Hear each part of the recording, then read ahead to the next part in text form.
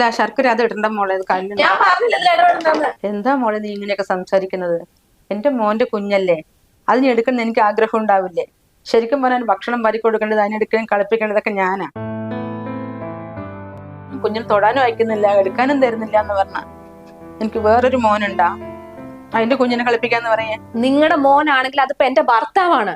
കല്യാണം കഴിഞ്ഞിട്ടുണ്ടെങ്കിൽ മക്കളെ വഴിക്ക് വിടണം. എന്താ മോളെ നീ ഇങ്ങനെയൊക്കെ പറയുന്നത്? നിന്റെ ഭർത്താവൊക്കെയാണ്, പക്ഷെ അവന് ഒരു ദിവസം കൊണ്ട് നിന്റെ ഭർത്താവായി കിട്ടിയതല്ല.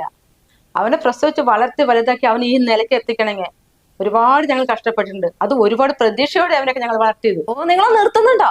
കുറെ നേരമായി തുടങ്ങിയിട്ട്. ഒന്ന് അടുക്കളയിൽ നിന്ന് പോയി തന്നെ, എനിക്ക് എന്റെ കുഞ്ഞിന് ഭക്ഷണം ഉണ്ടാക്കണം. കുഞ്ഞ് എഴുന്നേറ്റ് കാര്യം, പിന്നെ എനിക്ക് ഒന്നും ചെയ്യാൻ പറ്റില്ല. നോക്കി നിൽക്കണ്ട, ഒന്ന് പോയി താമേ. നീ അമ്മയോട് എങ്ങോട്ട് പോകാനാ പറയുന്നത്? കുറച്ച് നേരം നീ ഇവിടുന്ന് ഒച്ചപ്പാട് തുടങ്ങിയിട്ട് അതിന് അമ്മ നിന്നോട് എന്താ ചെയ്ത്? ഞാൻ കുഞ്ഞിന് ഭക്ഷണം ഉണ്ടാക്കുക, അതിന്റെ ഇടയ്ക്ക് വന്നിട്ട് നീ അത് ചെയ്യാതെ എഴുതുന്നത് പറഞ്ഞിട്ട് എന്നെ ശല്യം ചെയ്തുകൊണ്ട് നിൽക്കുന്നത്. പല തവണ ഞാൻ അമ്മയോട് പറഞ്ഞിട്ടുണ്ട്, എന്റെ കാര്യങ്ങളിലും കുഞ്ഞിന്റെ കാര്യങ്ങളിലും കുട്ടിന്റെ ഭക്ഷണ കാര്യങ്ങളിലും ഇടപെടരുത്. പിന്നെ ഇങ്ങനെ ചൊറിയാൻ വരേണ്ട ആവശ്യമുണ്ടോ നിങ്ങളുടെ അമ്മയ്ക്ക്? ആഹാ, നീയാള് കൊള്ളാലോ. നിന്റെ കാര്യത്തിൽ ഇടപെടണ്ടെന്ന് പറഞ്ഞാൽ അത് മനസ്സിലാക്കാം. പക്ഷെ കുഞ്ഞിന്റെ കാര്യത്തിൽ ഇടപെടുന്ന് പറയാനേ നിനക്ക് എന്ത് റൈറ്റാ ഉള്ളത്? എന്ത് റൈറ്റ് ഉള്ളന്നോ? എന്റെ കുഞ്ഞിന്റെ കാര്യങ്ങൾ തീരുമാനിക്കാൻ എനിക്കല്ലാണ്ട് പിന്നെ വേറെ ആർക്കും അവിടെ റൈറ്റ് ഉള്ളത്? നിങ്ങളുടെ അമ്മയ്ക്കോ? അത് നിന്റെ മാത്രം കുഞ്ഞല്ല, എന്റെയും കൂടെ കുഞ്ഞാ. ആ കുഞ്ഞിന്റെ കാര്യങ്ങൾ നോക്കാൻ നിന്നെ പോലെ തന്നെയുള്ള അവകാശം എന്റെ അമ്മയ്ക്കുണ്ട്. എന്ത് അവകാശത്തിന്റെ പേരിലാണെങ്കിൽ നിങ്ങളുടെ അമ്മ എന്റെ കുഞ്ഞിനെ എടുക്കുന്നത് എനിക്ക് ഇഷ്ടമല്ല. ഇഷ്ടമല്ലാന്നോ? അമ്മ കുഞ്ഞിനടുത്ത് ഇവിടെ എന്താ കുഴപ്പമുള്ളേ? കുഞ്ഞ് നമ്മുടെയാണ്. കല്യാണം കഴിഞ്ഞിട്ടുണ്ടെങ്കിൽ അച്ഛനാണെങ്കിലും അമ്മയാണെങ്കിലും ഒരു ഡിസ്റ്റൻസിൽ മാറി നിൽക്കണം.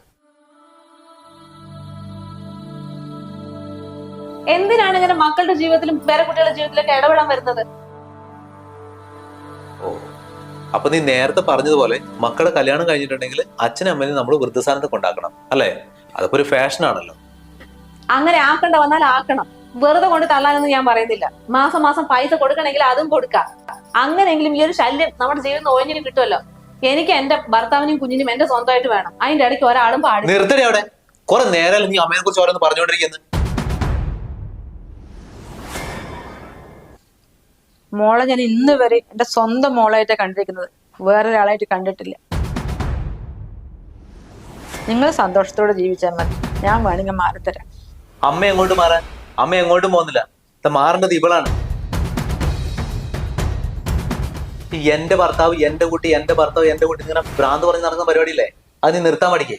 കുഞ്ഞ് നമ്മുടേതാണ്, പക്ഷേ അമ്മേന്റെ പേരക്കുട്ടിയാണ് അത്.